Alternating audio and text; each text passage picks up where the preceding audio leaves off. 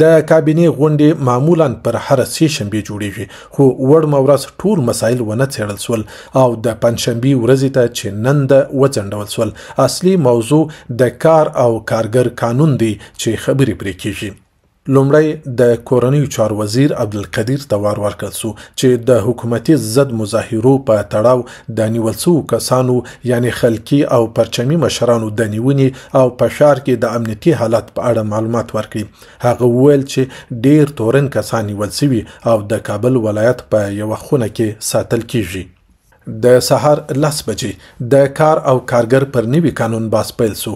خبرې پر دې دي چې کارګر په کومو شرایطو کې د اعتصاب حق لري. د سهار 10 بجې او 10 دقیقې د دود خلاف د جمهوریت ګارد قومندان جګړن صاحب جان په بیړه غونډې ته ورغی او د ولسمشر په غوږ کې یو څه وویل. جګړن بیرته ووتی غونډه ادامه لري.